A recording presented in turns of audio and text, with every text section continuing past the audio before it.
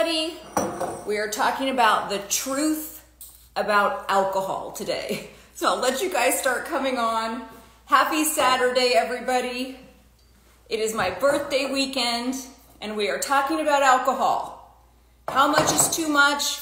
Is it really healthy for you? Is there any amount that's healthy for you? So that's what we are talking about today, right? Let's get real with alcohol. So I'll let you guys kind of start coming on. Hi, everybody. Hi, Creative Candy. Hello, hello. Let me see if I can create like a little bit of a backdrop here.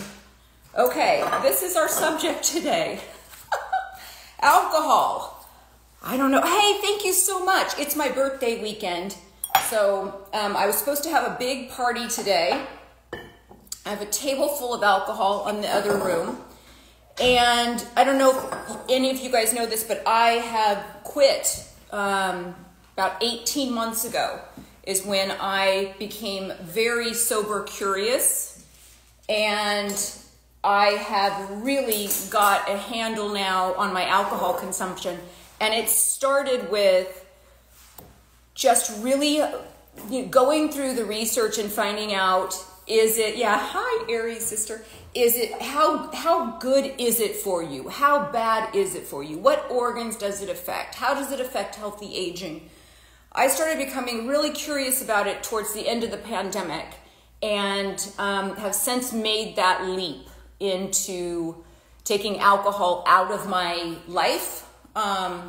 It's not like I don't ever have a drink, or I will say I'll never have a drink, but the way that I think about alcohol and the way that it has control over me has completely changed. So I want to get into kind of the science behind it. I'm going to have like a little bit, it's going to be super interesting, you guys, because just like, sorry, I'm having a little bit of mushroom coffee.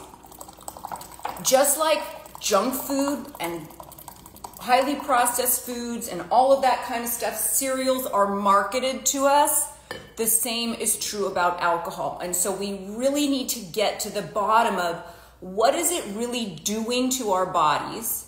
What happens when we consume alcohol? How does consuming alcohol make us want to consume more? What happens when we make that switch where then all of a sudden we start having issues with alcohol? We're making excuses for our own behavior.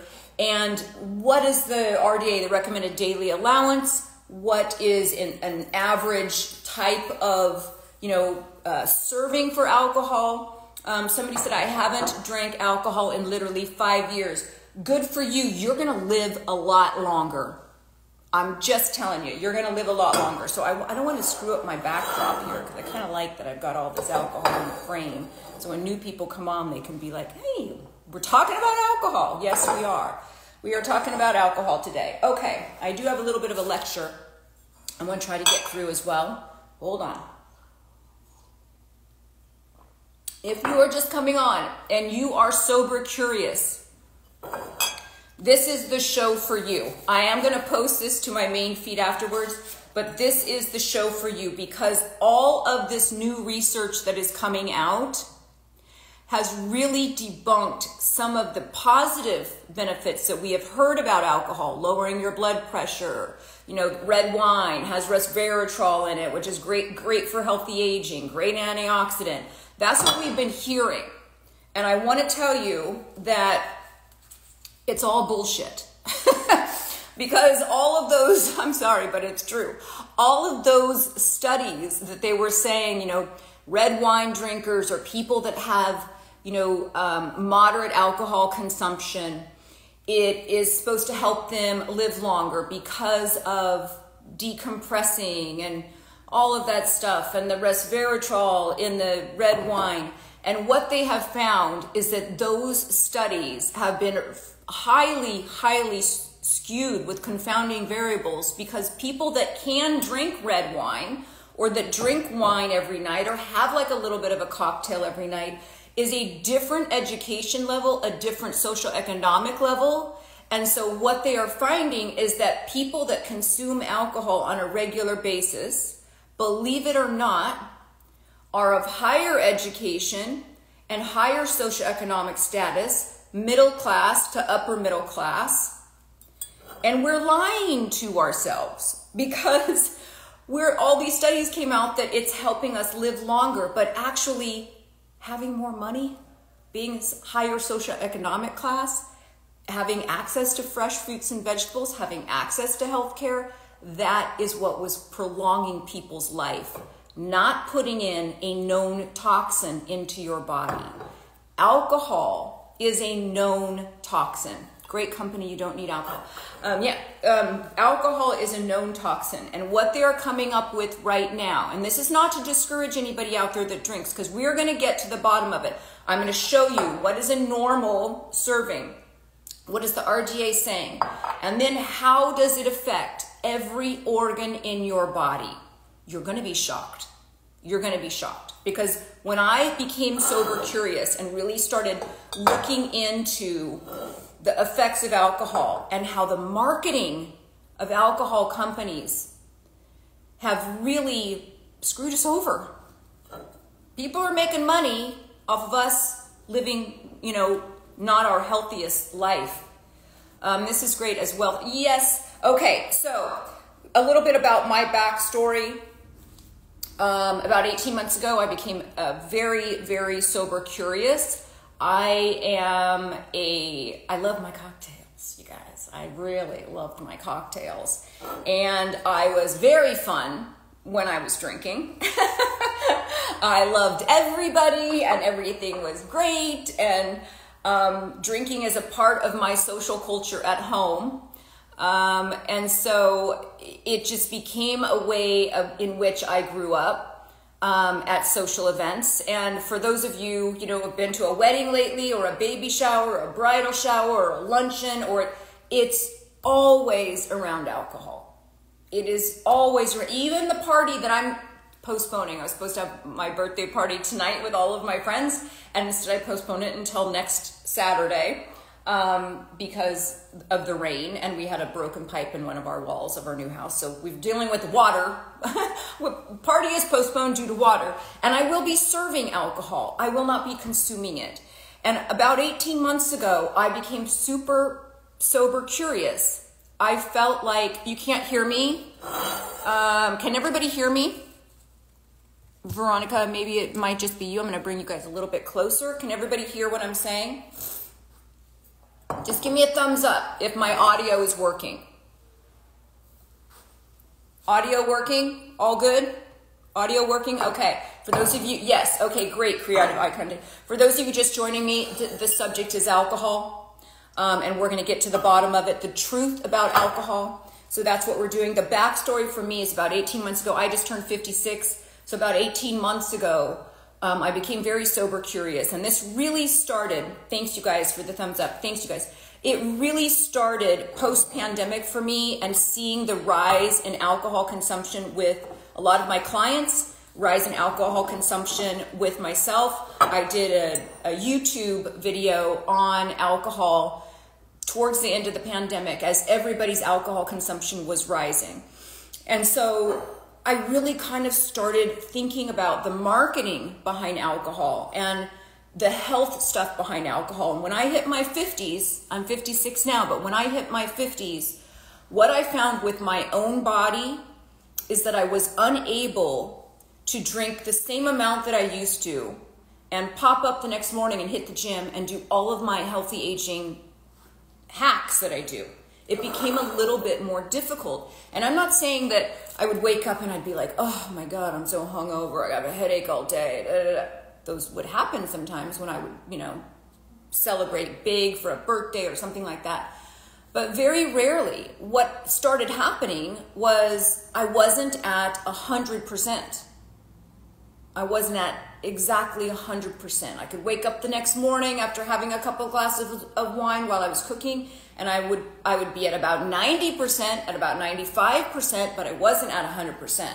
And I could start to feel that in my body, in my brain. I could feel that the older that I got. So the same amount of alcohol that I was consuming was affecting me in a different way. And I started to feel like I was a bit of a hypocrite. I'm a health coach. This is what I do.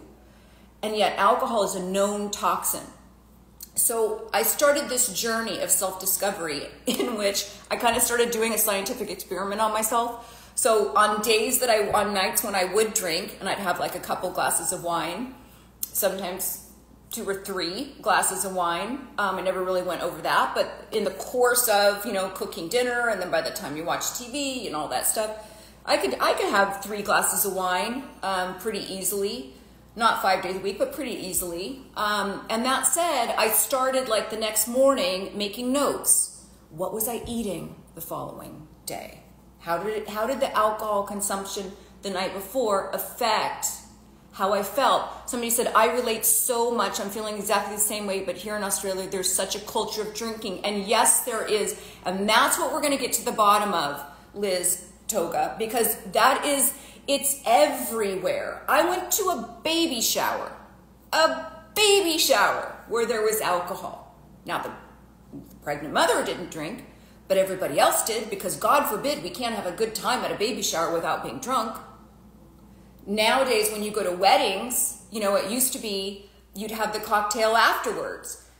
It's hard to even walk into a wedding nowadays without them handing you a cocktail, because God forbid we're going to be in a location where 2 people are devoting their life to each other, and we've got to be a little bit tipsy to, I guess, watch this, right? It's so much a part of our culture that it's really difficult to get away from it. I made that transition. I'm going to talk to you guys about that transition that I made, but I wanted to tell you first what started me being sober curious. And that started with really trying to get to the bottom of the marketing behind it, because I was talking about the marketing of foods and different things, and yet I wasn't talking about the marketing that goes on with alcohol. And so how are we as a culture being duped into thinking it's socially acceptable?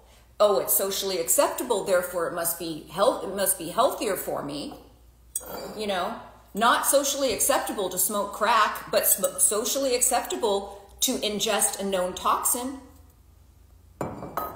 So what is the marketing behind that? And how was I, as a healthy aging coach, number 1, being a hypocrite in my behavior, ingesting a known toxin, and number 2, succumbing to the marketing that it's okay, that this is a normal thing, that it's socially acceptable, right?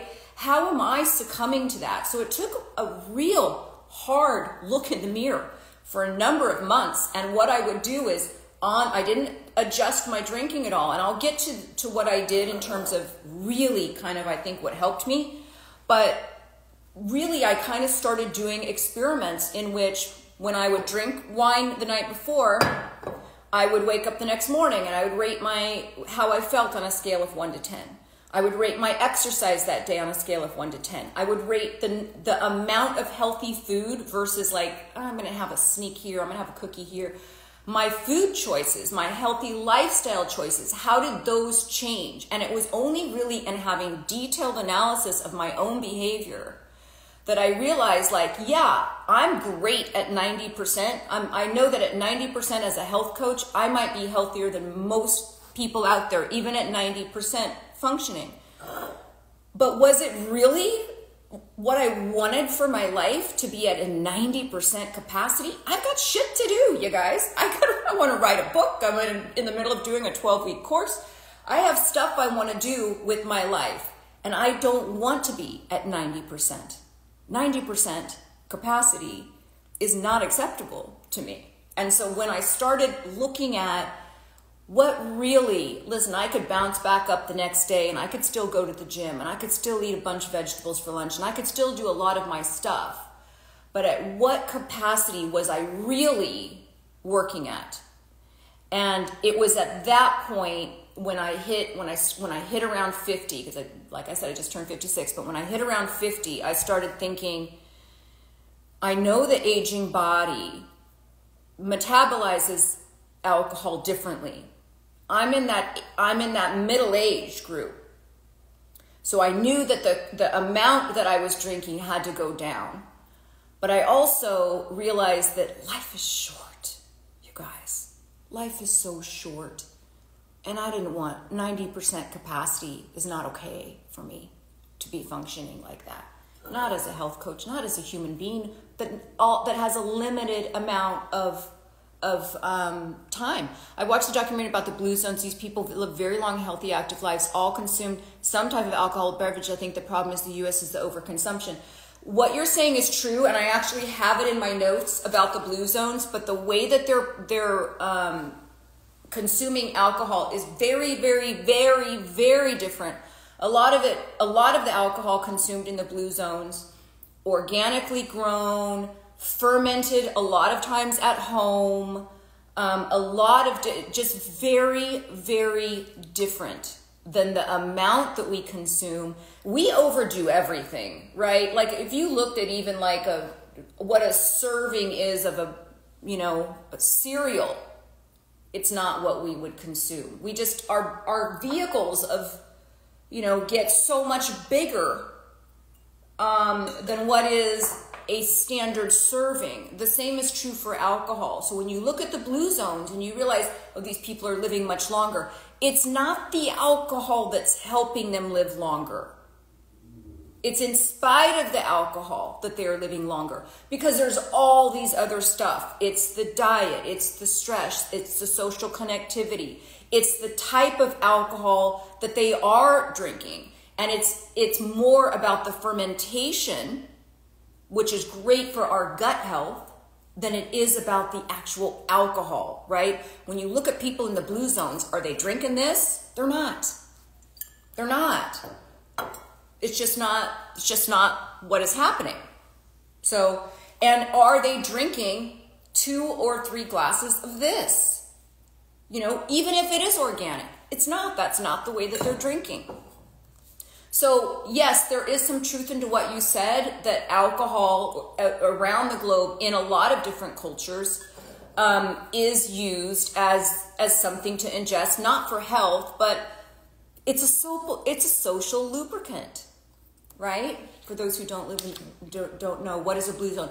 Blue zone, that's a great question. Blue zones are those areas around the world. If you look at the globe, those areas around the world in which there's a higher percentage of centenarians, those people that live over 100 years old. And there's a lot of factors that go into that. Alcohol is not one of those contributing factors to making you live longer.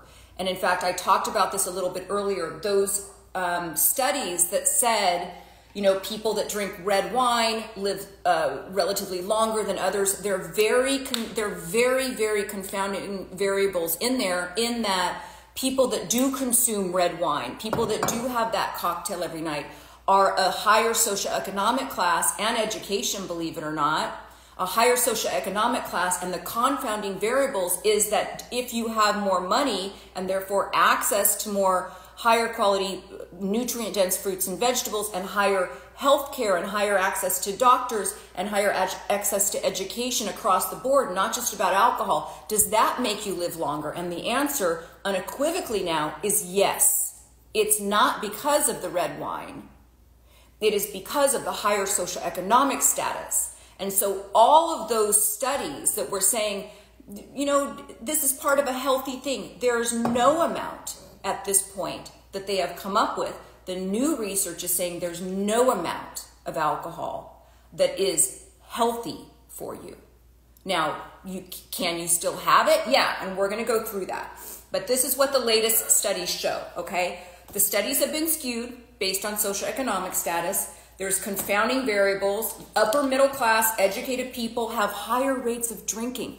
Think about this for a second. Educated, higher socioeconomic status, more educated people have higher rates of drinking.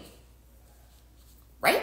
It's not what I had originally thought, but that's obviously not what previous researchers have thought, who came up with the idea that drinking red wine extends your life.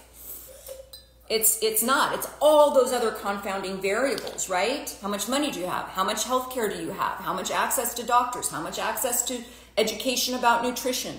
All of that stuff helps. And they have found is the reason why people live longer, not because they're consuming the alcohol. Women, the rate of women having health issues with alcohol is skyrocketing. And that's because women started entering the workforce a long time ago, but started entering the workforce where drinking became normalized, and then after everybody retires or they move on to the second thing, they're holding on to that social acceptance of drinking, of being one of the guys, and holding on to that. And so we're drinking at home a lot. We're drinking while we're cooking. We're drinking while we're having friends over. There's a lot of drinking going on that really wasn't happening 30 years ago. Yeah, there was alcohol, but now it's become just so mainstreamed with all of the marketing and with all of the social norms that are now very alcohol centered. Did anybody else notice that besides me? There never used to be alcohol at baby showers. There never used to be a pre-wedding cocktail. This is all socially acceptable now.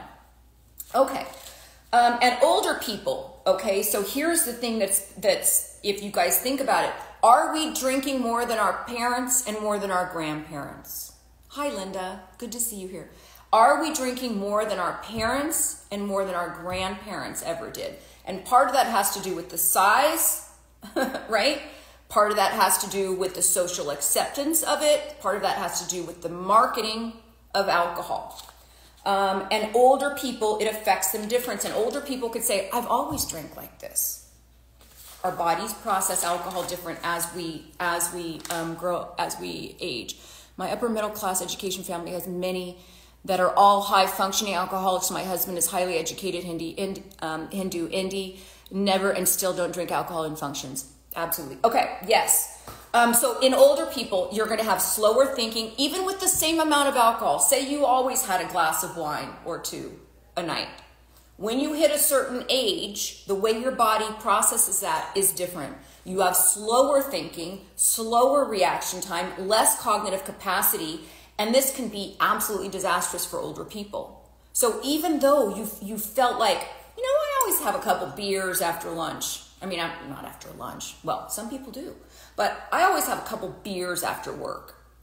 Those couple beers, when you get older, are going to have very different effects on your body, on your health, on your safety, on a lot of different things, okay? It disrupts sleep.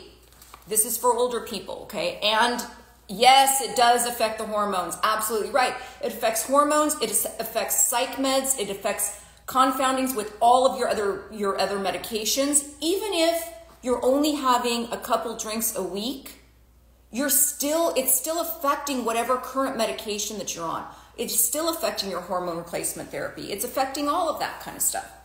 Okay, it interacts with a long list of medications. So if you pulled out any medication that you felt that your doctor is saying that you need, it doesn't matter what it is, alcohol affects that. And people, when you look at the medication and it has like that, don't drink alcohol or don't do, people don't really listen to that, right? If the medication said don't operate heavy machinery, we're more likely to listen to that than don't drink alcohol. We just are. And alcohol can increase your rate of cognitive decline. So if you want all your brain cells and you want your brain functioning as best as you can when you get older, just know that alcohol is contributing to that. So how much is too much? Okay, sorry. I had one more thing to say.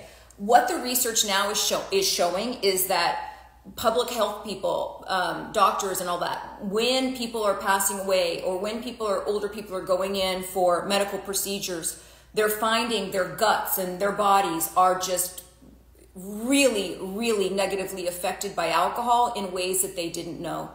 And so it's really shocking now, because alcohol is becoming more and more prevalent, that healthcare workers are also realizing when the people go in for an ordinary thing, they're looking at their stomach lining, and they're looking at, you go in for a colonoscopy, you can tell in the intestines if somebody's a drinker or not. Does it make a difference for women wanting to conceive? Absolutely. Fertility, absolutely. It affects everything, you guys. If you were just to, say for example, I'm going to go through all the organs. You know what, let me just keep going. Let's talk about what is safe. Okay, so the RDA, recommended daily allowance, is no more than 5 ounces. I'm going to do this right now. Let's see, do I have ounces here? Yes. Okay, let's open up a bottle of wine, shall we? Hope you guys are having a great Saturday. there is a part of this lecture that I do not want you guys to miss. And that is the own it part, which is coming. We're going to get there, okay? We're going to get how we as humans have to be responsible for our own choices and how we have to stop lying to ourselves. And this is really kind of what helped me. I should have opened that a little bit differently, but whatever. Okay, so we've got red wine here. I want to show you what 5 ounces of red wine looks like.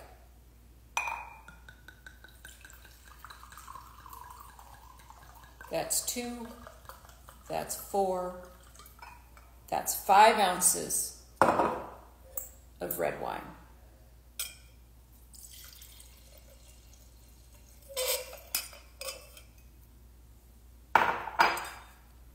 Okay, look at how that fills up a glass. I don't know about you guys, but when I was drinking red wine, I mean, at home, it'd probably be up to here. It's more like an 8-ounce pour, right? But this is 5 ounces of red wine. So the RDA, the recommended daily allowance, is saying that you should have this amount, no more than this amount or less, 3 days a week. Less than 3 days a week. One of these, less than, I know somebody's laughing. I know, right? One of these, 3 days a week, is the recommended daily allowance. Anything over there is supposed to be, anything above that is supposed to be harmful. This is old. This is kind of, I want to say, old recommendations, because now the new studies are showing that there's no amount that's really healthy. But you can have this less than 3 days a week, according to the RDA. Now, 1.5 ounces of hard liquor. So if we were to, let me grab a cup real quick, so I want to show you guys. Hold on 1 second. Let me grab a little cup. 1 second. Don't go anywhere. Don't go anywhere. Okay. Coming back. Here we are. Okay, so I'm just going to pour this in here. It doesn't matter.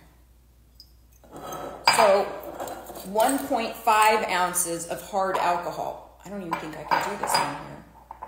I'm going to try. That's 1.5. Look at this. 1.5 ounces. It had a little bit of pink in there from the wine. 1.5 ounces of hard alcohol, no more than 3 times a week. 12 ounces of beer. I don't even know how much this is. Let's just assume this is 12 ounces of beer. Yeah, 11.2. 3 times a week. 3 beers a week. 3 beers a week. That's it. 12 ounces of beer. 3 days a week. This is the limit for safety. Okay, that's the limit for safety. Let's just get all this stuff in here so people know what we're talking about. That's it for safety. But new studies suggest that there's no amount. Some places straight up as if you want the 5 ounces or the 9 ounces pour. Yeah, they just asked you, do you want the 5 ounce pour or the 9 ounce pour? Because who pours this in a bar and who pours this amount at home? Right? So think about it like when you're, God, even the smell of this is bad. But think about it like even when you're getting like a serving of something at home. I don't eat cereal anymore, but if you were to get like a serving of cereal, like a 1 cup serving of cereal, it's just not how we pour things here in America. So this 3 times a week, if anybody drinks any alcohol at all, I would imagine you're doing way more than this. Even in 1 drink, right? You go to a friend's house or you have 1 drink. You've already had all your alcohol for the week. Okay. So the interesting thing is moderate drinking. So let's just talk about moderate drinking. So that's what the RDA says is safe. 1 glass of wine, 3 days a week, 1 5 ounce or 1 point ounce of hard liquor, 3 days a week, and 1 12 ounce beer, 3 days a week. No more than that. That's what the RDA is. Moderate drinking is 2 drinks per day for men. So you'd have 2 of these per day per men, and 1 or less for women. That's considered to be moderate drinking. 1 drink a day for women, 2 drinks a day For men, that's moderate drinking. Anybody outside of that is heavy consumption. So when you talk about this is what we need to kind of absorb. When we're talking about, can I do the 3-day wine all in one day? I don't think that really makes a difference, although you'll see when I start talking about the organs. When you're talking about that, and you're talking about really what is the standard serving size, anything above that is considered heavy consumption. So when we talk about the organs and the brain and the heart and the bones and the muscles and what it ends up doing to our bodies, which I'm going to go into, I want you to think about, am I in the RDA recommended to do no harm, which is now kind of skewed, but do no harm? Am I only 3 days a week, this little amount, or only 3 of these a week, or only 3 beers a week? Am I in that range? Or am I in the 1 to 2 for men a night, or 1, less than 1 for women a night? Think about that. And anything above that is heavy consumption. I bet you might not have thought that you were a heavy drinker before getting on here, because you probably have friends who are even heavier, or you have family members and you know, like, oh, I've seen heavy drinking. You might need to look in the mirror, because you might be right on that cusp of heavy drinking in terms of what is going to affect your health, what is safe, okay? I'm just going to breeze through these things. There was 178,000 deaths, according to the CDC, from 2020 to 2021 that were alcohol related.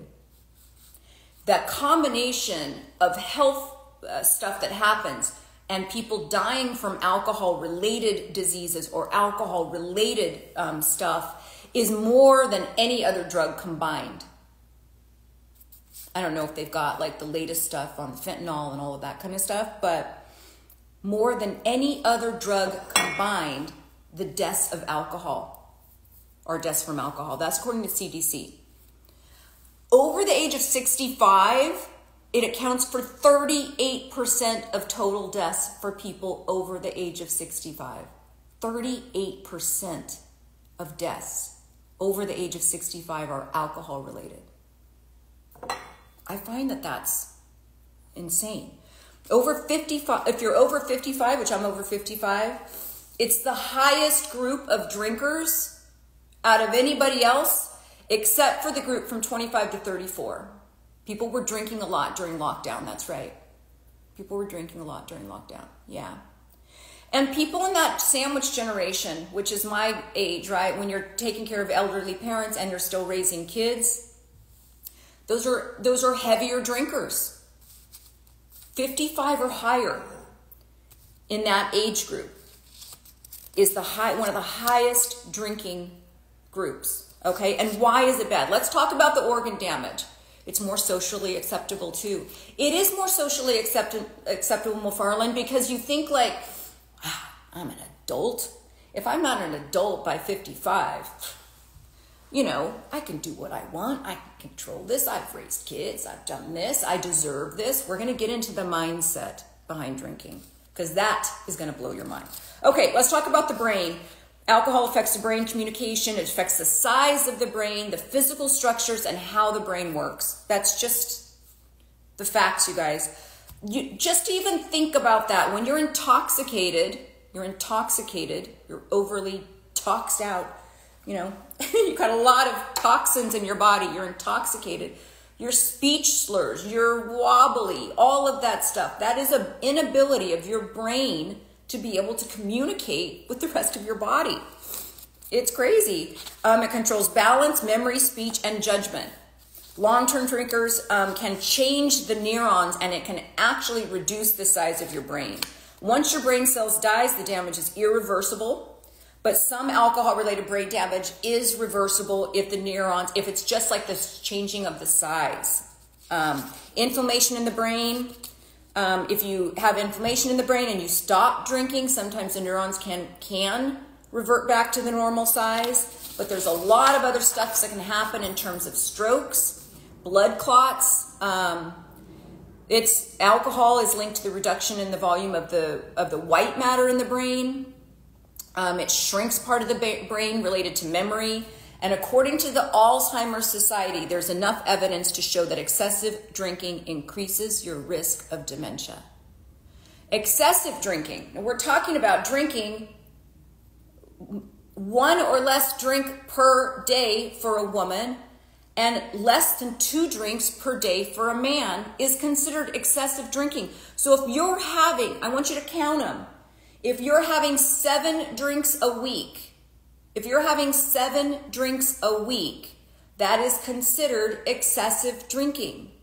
Now, I know there's a whole big scale on excessive drinking, but I want you to think about, am I in that category? And if you're in that category, are you increasing your risk of dementia? The answer is yes. Sorry, that's just the facts. That's just the facts. Heavy drinkers also, B1 deficiency, and there's a lot of that, the Wernicke-Korsakoff syndrome, where it affects your short-term memory, solidifying those short-term memories into long-term memories. There's a lot of stuff that goes wrong with the brain and alcohol. And that's, you can even, if you just thought about that for a second, what happens when you become intoxicated? You have too much toxins in you, slurred speech, inability to walk straight, right? Motor coordination, all of that stuff, just even on a temporary basis when you get drunk or you get tipsy, how do we not think that that has long-term effects on our brain? How do we not think that? Because we're socialized to think it's fine. It's not fine. This is our health. Your heart. You could have cardiomyopathy, which is the drooping and stretching of the heart muscle. Arrhythmia, irregular heartbeats. I have an arrhythmia. I have irregular heartbeats. I had it since I was in high school. It used to make me kind of pass out a little bit and hyperventilate. But I have benign irregular heartbeats. I know, based on when I was taking notes, when I was drinking versus not drinking, my tachycardia, my irregular heartbeat, is way worse after drinking at night. During the pandemic, almost everyone's store was closed, such as supermarkets. Very few open. People were broke, but yet lots of liquor stores were open, full of customers. That's right. That's right. And we're going to get back to, I want to get into this own it part of it. I just want to run through these real quick. Stroke, high blood pressure, heart disease, heart failure. That's all heart, right? Liver, inflammation of the liver, fatty liver disease. 1 in every 10 people has non-alcoholic fatty liver disease versus fatty liver disease. 1 in 10 people have fatty liver disease. There's non-alcoholic fatty liver disease, which is based on food, and there's fatty liver disease, which is based on alcohol. And it can progress to cirrhosis of the liver. Once you have cirrhosis of the liver, it's irreversible. You need a liver transplant. You cannot reverse cirrhosis of the liver. Your pancreas, alcohol causes the liver to produce toxic substances. It leads to pancreatitis, which is a dangerous inflammation of the pancreas. Swelling and pain impairs its ability to make hormones and enzymes for proper digestion. Do you ever wake up the next morning after drinking, you're like, oh, my stomach doesn't feel great?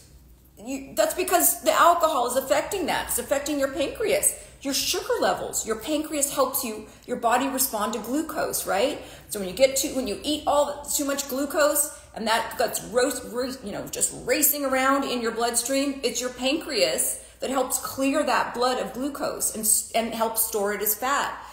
When you're drinking, your pancreas is not at full capacity. And so your ability to use insulin to clear that blood is diminished. That's why drinkers are increasing their rate of type 2 diabetes.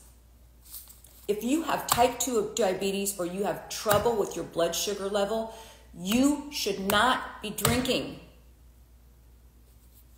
I'm sorry, you just shouldn't. If you have trouble with weight loss, or sugar levels, or insulin resistance, or you're on a weight loss shot because you're pre-diabetic or you have type 2 diabetes, you should not be drinking. That's just from a health standpoint.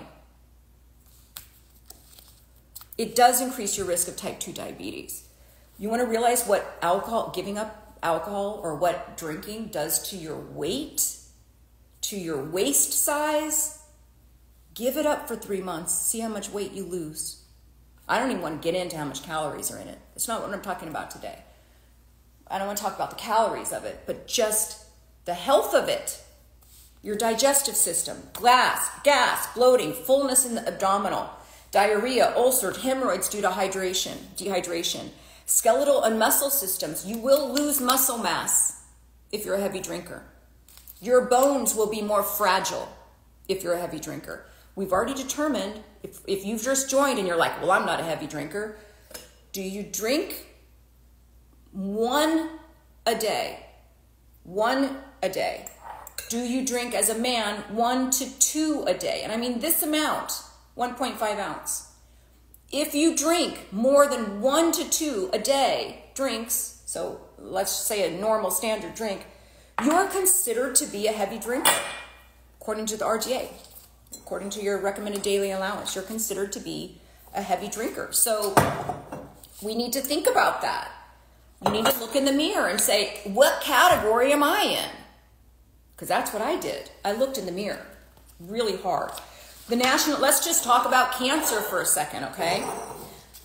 The National Cancer Institute says that this is a quote, there is a strong scientific consensus that alcohol can cause several types of cancer. That's from the National Cancer Institute. U.S. Department of Health and Human Services lists consumption of alcoholic beverages as a known carcinogen. We are so worried about lead paint and this and that, and yet we are just down in them. This is a standard shot, 1.5 ounce, for somebody who just asked. 1.5 ounce.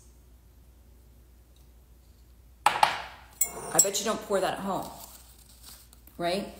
The more alcohol a person regularly drinks over time, whether that's no more than 1 alcoholic beverage per day, or drinking, when you binge drink, drinking 4 or more drinks for a woman, 4 glasses of wine, that's about a bottle of wine, 4 glasses of wine in a day. If you don't drink during the week and you're like, hey, on the weekends, I'll have 4 glasses of wine, 3 or 4 glasses of wine, right?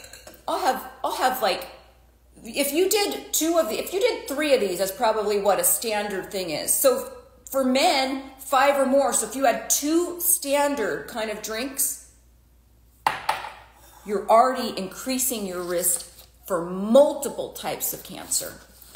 Multiple types of cancer. 3.5% of all cancers are alcohol related. 3.5% of all cancers are alcohol related. Head, neck cancers, including your oral cavity, your pharynx, your larynx cancers, esophageal cancers. For those that are deficient in the enzyme that helps you digest alcohol, a lot of Asian people, my first husband was Chinese, my kids are half Asian. 2 of them have that gene, do not have that enzyme that helps them digest alcohol, so they get that flushing, that real redness that happens.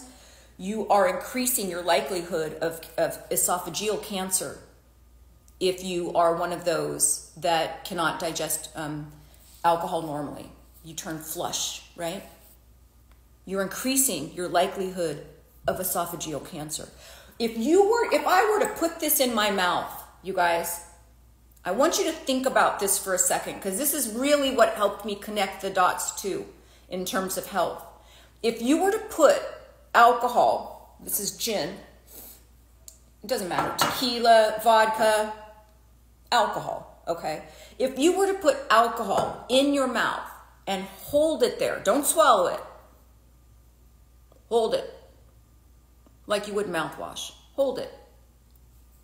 Feel that burn in your gums, on your tongue, on the roof of your mouth, on your cheeks, what that alcohol does. We have certain receptors in our mouth, down our throat, which is why, you take that shot, get that down. Once it gets down there, you just have the warming. We don't have the same kind of nerve endings in our stomach as we do in our mouth, because we don't want to swallow something too hot. We don't want to swallow something toxic, right? So we have these nerve endings in our mouth. and our tongue and the roof of our mouth, the sides of our mouth, our esophagus. You ever swallowed hot soup and like you went like, ugh, I think I burned my esophagus. When you hold this in your mouth, let it sit there for a while. I want you to imagine that even though that passes down your throat and into your stomach, and then into your bloodstream and into your intestines, it is burning the same way it is burning in your mouth. I want you to think about that for a second. The lining in our esophagus, this kind of lining in the inside of our mouth, very similar going down. I want you to think about that next time you take a drink. Hold it in your mouth for a bit. I want you to feel what that does to that tissue. That's what it's doing to your whole esophagus, all the way down to your stomach. Okay, so esophageal cancer goes way up for those that consume. Liver cancer, colorectal cancer. It's from mouth to anus. All those cancers are increased with alcohol. Bile duct cancer. All of those things are increased with alcohol. And all of the processes needed, whether it's your pancreas, your liver, kidneys, all of those organs that are needed to process alcohol, risk of cancer goes way up. So not only from mouth to anus, everything that alcohol touches, your cancer goes up, but all those bodily processes needed to process it, your cancer goes way up. Breast cancer. Women who consume as little as 1 drink per day. Women out there, if you consume less than 1 drink a day, your rate for breast cancer increases 5 to 9% compared to those who don't drink. There is a debate right now in Ireland where they are considering, there's a big push to put cancer warning labels on every bottle of alcohol. And Ireland is stepping up with the science to back it up, and they're mandating warnings in red that will be by law by 2026. Every alcoholic beverage that you buy in Ireland is going to have a bright red sticker that says, this will cause cancer. I wonder how long it's going to take the US to do that. We have it on cigarettes.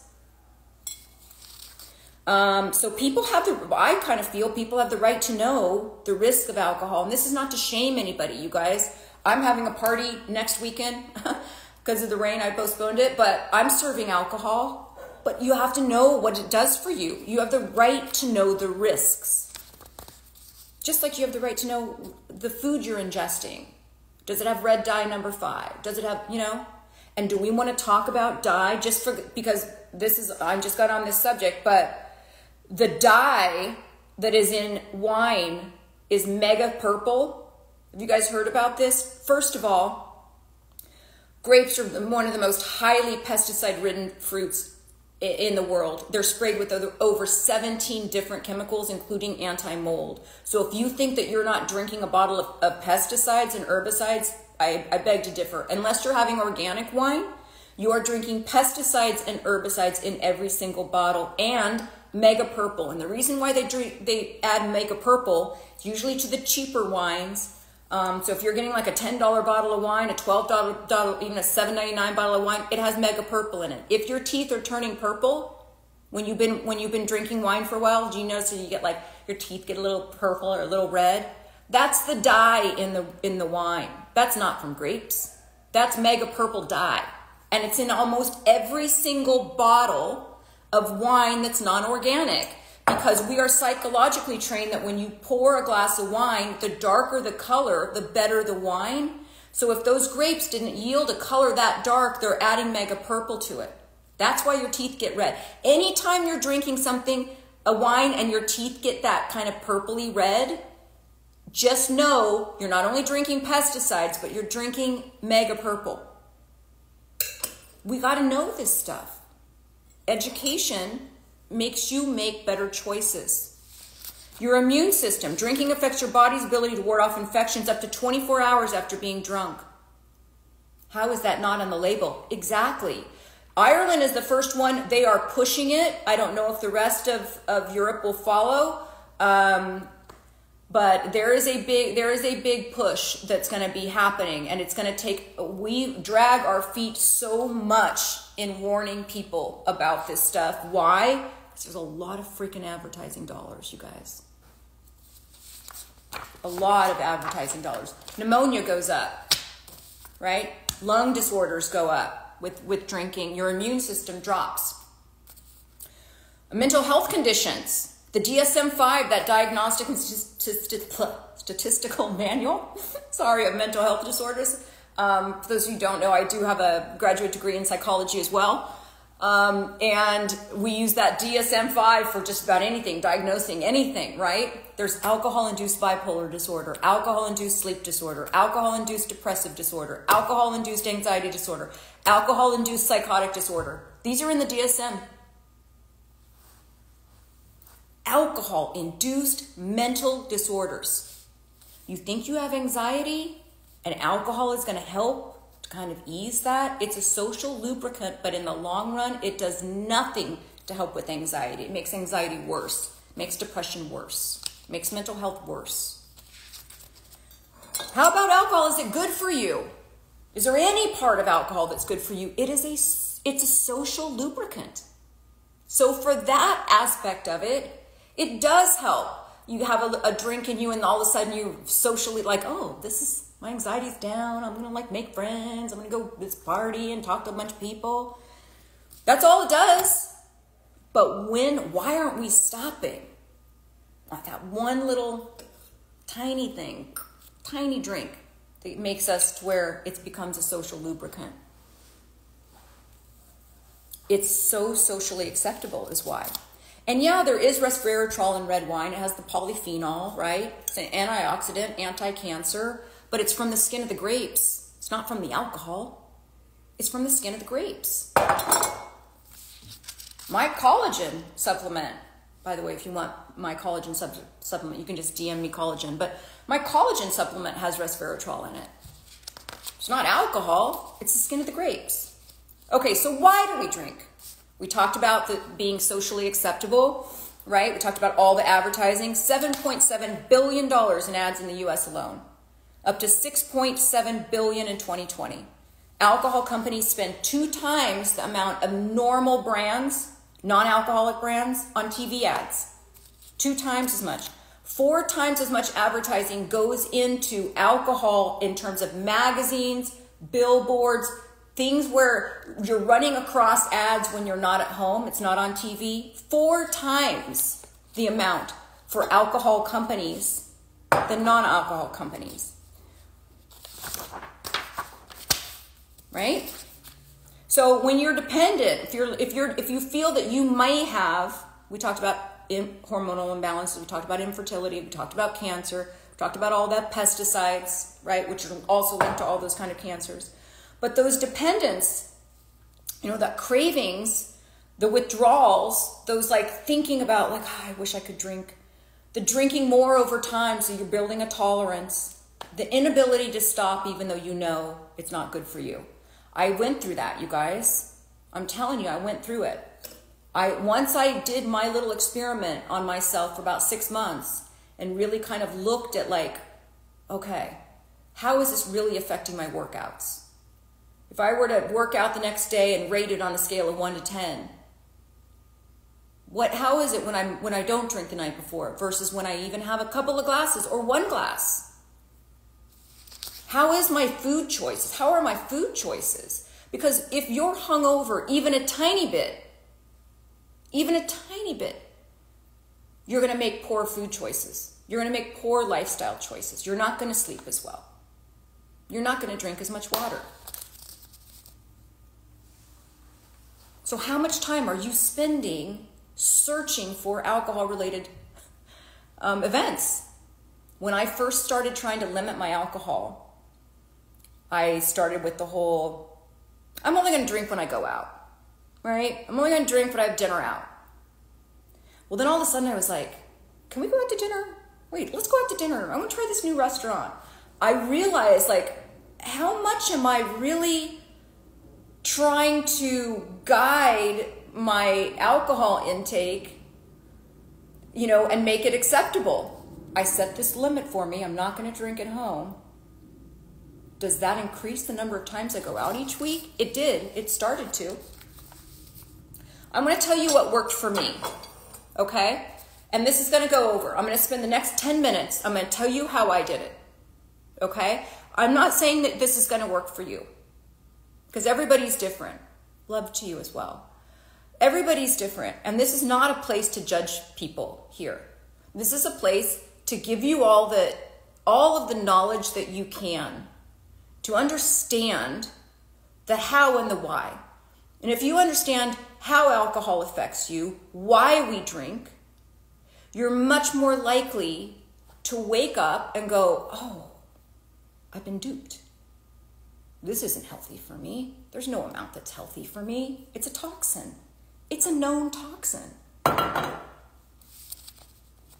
going to tell you what worked for me, okay? Some of this might seem a little bit crazy, but it is what it is.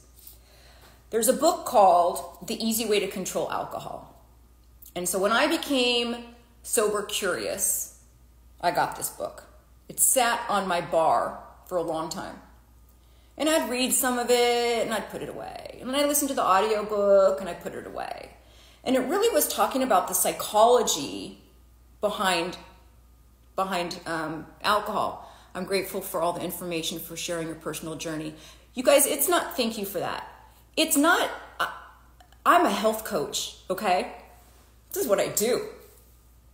I spend my days learning and trying to teach you guys of how to take best care of yourself, optimal health, right?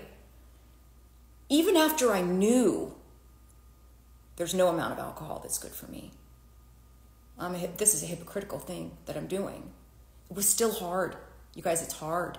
It's so ingrained in our culture that when you go out to dinner, it feels weird not to have a beverage, an alcoholic beverage. When I had dinner parties, it felt weird, right? Well, then it started feeling weird not to go to a concert without a little something. That felt weird.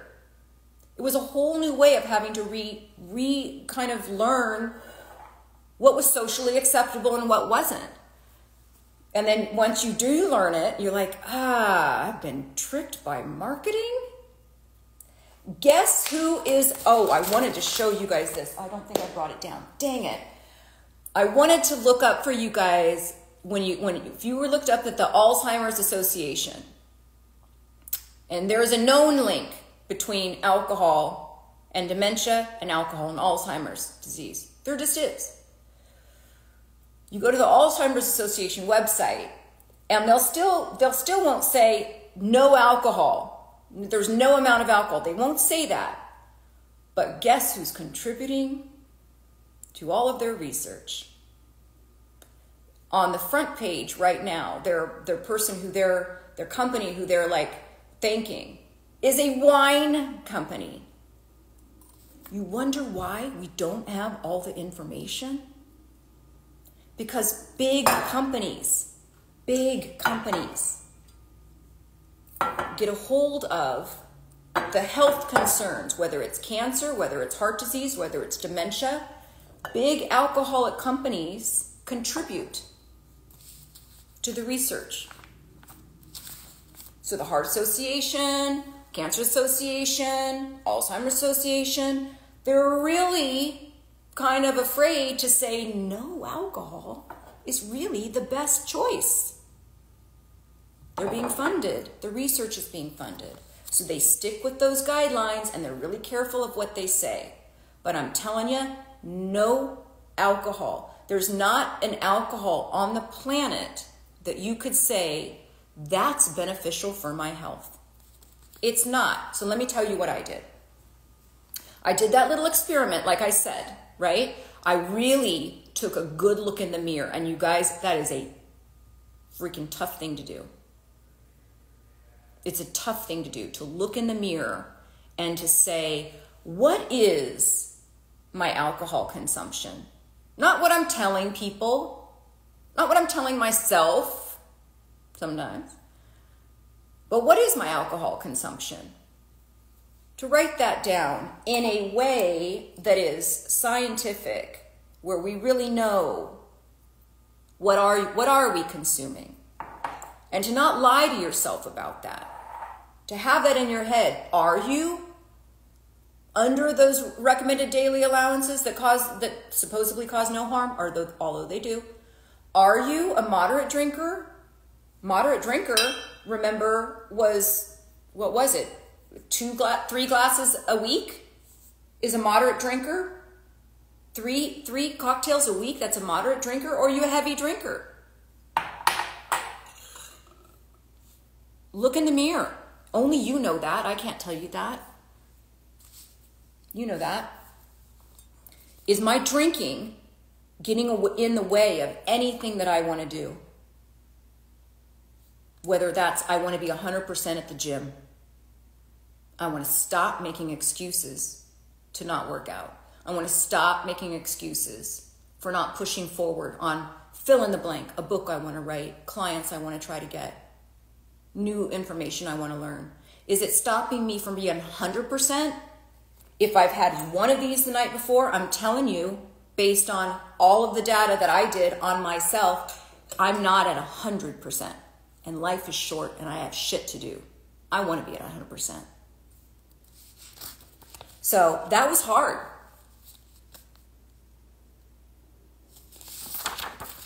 And so then I started looking at sleep, exercise, diet, snacks, water intake, healthy habits, mindset, mood, anxiety, mental clarity, and I started ranking them on a scale of 1 to 10.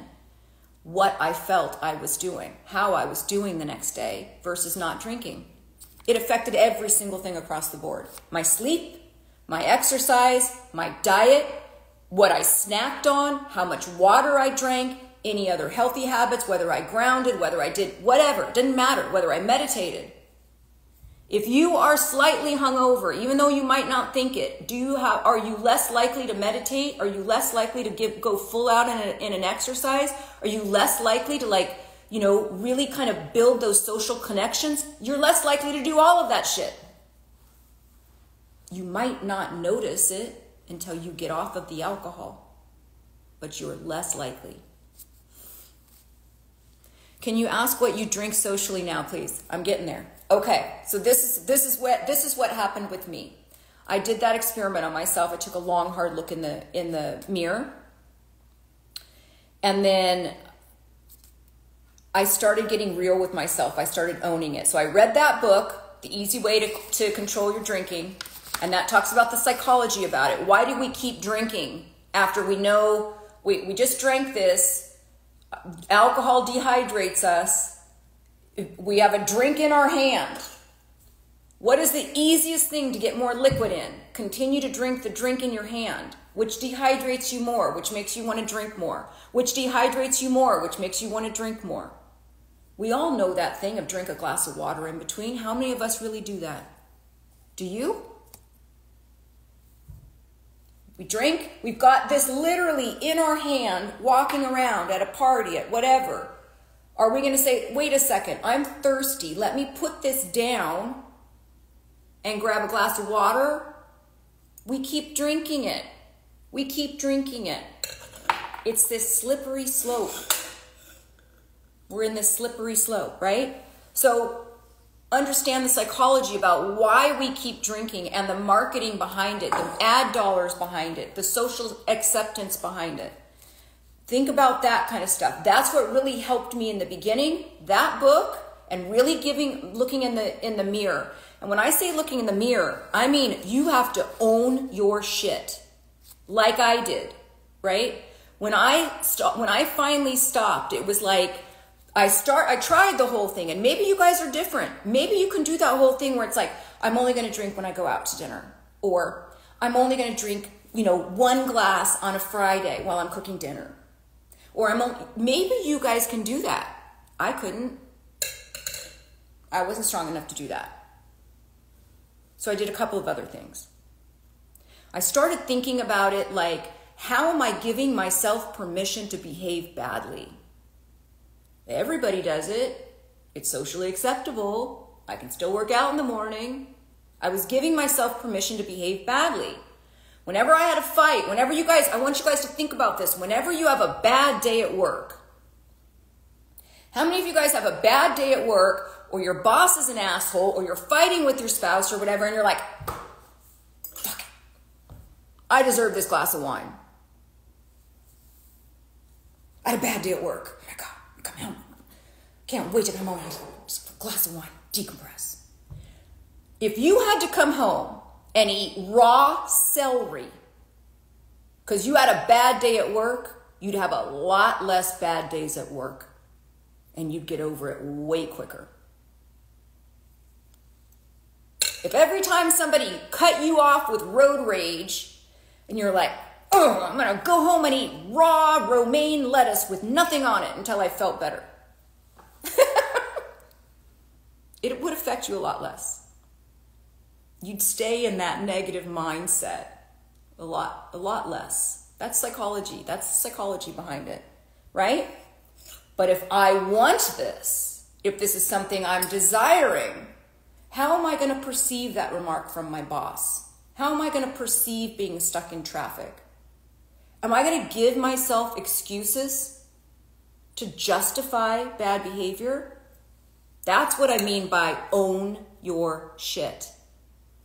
Why are you doing it? Why are you doing it? Does that make sense, everybody? Own it. You need to look in the mirror and own it. So I started doing mocktails. That was how I first kind of like, okay, how can I really do this? I read the book, put all that stuff in practice, started trying to set limits for myself, and realized I was making excuses. Somebody just put a piece of lettuce there. I was making excuses to put myself in a position where I could behave badly. I could justify. People do it with cupcakes and cookies. Same thing. I'm going to sit down and eat this ice cream. I've had a bad day. I'm just going to eat this ice cream. You had to sit there and crunch on a raw celery until you felt better. You're going to have a lot fewer bad days. How are we making excuses and giving ourselves permission to behave badly? Understand. That's what I mean by own it. Own whether or not you are a light drinker, a moderate drinker, or a heavy drinker. Own that. Look at yourself in the mirror. Look at your behavior. Are you trying to steer yourself towards events that are socially accepted where alcohol is present? If you make those lines in the sand of, I'm not going to drink at home, are you going out more? Own that. Understand what is making me do that. And once you get real with yourself, you have a much better chance at really getting control over it. I would never say right now, I'm never having alcohol again. I wouldn't say that. The last time I had a cocktail was at my daughter's wedding in August, and I had like a half a glass of champagne. And the interesting part was, it was for the toast, right? And my kids know, like I'm really like, you know, everything that I go through, you guys know, I don't bullshit you here. Everything that I talk about, questions that are coming up here, I've talked about before. It's not what we're talking about right now. But I've talked about all that stuff before. What is the point of me being on here if I'm going to lie to you guys? Right? Why? You have to be honest with yourself. You have to own it yourself. Why am I drinking? Am I making excuses for my drinking? How much am I actually drinking? It's only through that you can really start to make changes in your behavior. And so I started doing, when I would go out, like I made that line in the sand that, like, you know, I'm not going to drink until I go out. And then I would go out and have one drink and then mocktails after that. And that helped for a long time. And then I was like, why am I having in the one drink? You don't feel much after one drink. We'll just have mocktails. So now when I go out, I have mocktails. I read the book. I have the mocktails. I'll oftentimes have mocktails at home. But however it is that you can help yourself understand your own behavior. right? That's the hardest thing. That's the hardest thing, is to actually be honest with yourself. That's right. That's right, Liz. That's exactly right. Yeah. Own it. You got to own it. And if you think about it like, would I still do that? Or would I still be in that same mindset if I had to come home and eat raw celery until I felt better? Would I still have a bad day at work? Would that traffic really bother me that much if I knew I was going to come home and eat just a cucumber, skin and all, you know, until I felt better? Don't give yourself permission for bad behavior when you know it's not good for you. Somebody just said more mocktail. Hopefully they start making more mocktails without so much sugar. That's right. Listen, I'm not somebody that drinks my calories like juice or anything like that, but when it comes to a mocktail at a restaurant, it's better than the alternative. So I just make sure that I have fiber in my system first before I let the sugar hit my bloodstream. We've talked a lot about that before, about fiber and how that can mitigate the way that the sugar hits your bloodstream, making it far less likely to be stored as fat, far less likely to spike your blood glucose levels. If you guys want to see that show, that's on my story, my Instagram story highlights. So you can go back to the Instagram story highlights and look at all of those live shows. But that was on there as well. Fiber is our friend and how to do that. So when I have a mocktail, I'll have my side salad and all that stuff first when I go out. And then I'll have, soda and lime feels great. That's a nice drink. Sometimes I'll do like a soda and a lemon and like a little splash of like a Palm Wonderful just to give it like a red kind of thing, and red feel and flavor. And because I also, I don't drink juice really at home. I don't have smoothies. I don't juice things. Again, go back and watch that live show on sugar. Digestion starts in our mouth and we want to chew our food. But because I don't have that, it's such a treat for me to have like a soda and lime and a little splash of juice. That's a treat for me because it's not my norm. Anyways, if there are any more questions, you guys, I think this has been like a pretty long show. There's a lot in here. I am going to post it to my main feed. Cranberry sugar-free can be great to add to. That's a great idea. All right, you guys. Again, no judgment here. This is not a place to judge. I just want you guys to really, you deserve to know the truth about what you're putting in your body. And just because it's socially accepted and marketed to us by a lot of different companies, does not mean that it's okay, and it does not mean that you shouldn't have all of the pieces of the puzzle to make your own decision, right? It's important to know what category you're in. Are you a light drinker? You're a moderate drinker? You're a heavy drinker? Because I bet you that has changed for a lot of you guys, right? I'm sure that what you have thought you were drinking before, that level has changed. And if that level has changed for you, you're looking at it affecting your brain, your heart, your bones, your muscles, your liver, your pancreas, your waistline, your whole life, your mindset, your mood. It will affect everything. So if you did nothing else from this live, well, please, I want to ask you, if you know somebody who is struggling or who might not even be aware that they're struggling, somebody who's health conscious, somebody who justifies their drinking, somebody who is sober curious, I beg you to send this to them when I post this. Because having all the information and being able to make your own decisions, that is the most important thing. Have the information first, right? Understand what it does to your brain and your body, and maybe that's worth it to you. It wasn't worth it to me. I hope it's not worth it to you, because life is short and you only get one of these. One. We've got one chance. I don't want to put a known toxin in my body when I only got one of them and I'm 56. We do stupid things when we're younger, but we would hope. We want the information. We want to be able to make informed decisions, right? I definitely want to share this live. Okay, I'm going to get off here, you guys. Have a great Saturday, great rest of your Saturday. It's supposed to rain here in LA. I'm going to be on tomorrow's live as well at 12 noon. I'm going to be doing some sort of demo. I think I'm going to be doing microcurrent demo. And so I can answer any more questions about today's live tomorrow. So I'm going to get off of here now. Enjoy your Saturday. Please share this with anybody you know who is wanting to make a change. And I'm going to post it to my main feed right now. Thank you guys. Have a great day.